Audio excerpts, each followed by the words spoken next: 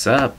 My name is Patrick Brinson, and I am here to do my vlog. Woo! Okay, so I went to the new student dialogue on race, and that was something else. Beginning of the discussion, basically we had the speakers introduced, and then we did an icebreaker where we basically we played this game of one of the speakers started out and said something they were interested in, and if you were interested in it as well, you joined the chain and said something you were interested in, and so on and so forth until everyone made a full chain, which that was actually pretty fun.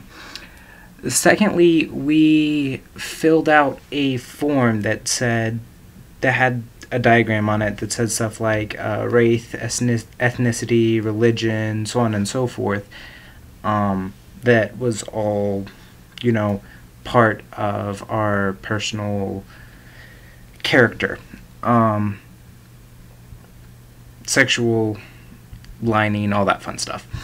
After that, we talked about the form, but mostly what we talked about on the form was ethnicity. Ethnicity, we talked about, was more along the lines of what you grew up and was important to shaping your growing years. That was more what we discussed ethnicity as being.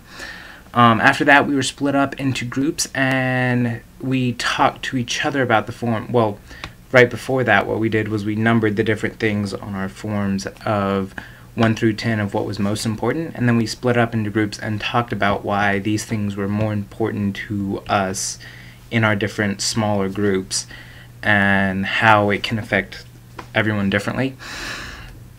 After that, we went back to the big group and we had an activity with different races. Basically, we had the different races written on boards around the room, like Caucasian, African American, biracial, so on and so forth. And what we were told to do was take sticky notes and write on them different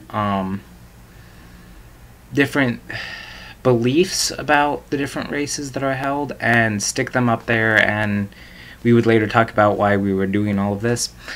After that, we gathered in a group and we said, okay, now what we're going to do is, if you see one of these on the board, that, or even multiple ones on the boards that you see are not true because of a friendship or whatever, take it down. So we went around and we took down most of them, and then afterwards we were able to debunk the rest of the sticky notes on the boards. Then after that, we had a one-on-one activity with another student, and basically what we were supposed to do was describe a friend without using race or ethnicity or any of the other subjects we had talked about previously. That actually was very difficult. I tried to describe a friend of mine. His name is Justin, and it was a lot more difficult than I thought it would be. Following that, we of course discussed the activity, why it was hard, because we rely very heavily on race and ethnicity. We were supposed to watch a video, however the video did not work, so instead we talked about how racial delineation is something man-made. Basically, it's something that's not biologically true, and it's something that we create to help separate people, and sometimes it can be a good thing in the sense of separating people for certain events, however, and putting people who are alike together. However, it's often the cause of many conflicts and disputes. So that was pretty much all we did. Then there were a few questions I also was supposed to answer. So the first one says, do you feel your group achieved true dialogue? Why or why not? I don't think we really did, and mostly that's because no one wanted to be there, so nobody really cared. Secondly, I'm supposed to share my observations of the dynamic of the group. Were there active voices in my dialogue? There might have been one or two people who talked, however, for the most part, nobody really wanted to get involved and talk because it was something they had to do and not something they wanted to do. So, for the most part, people just sat quietly.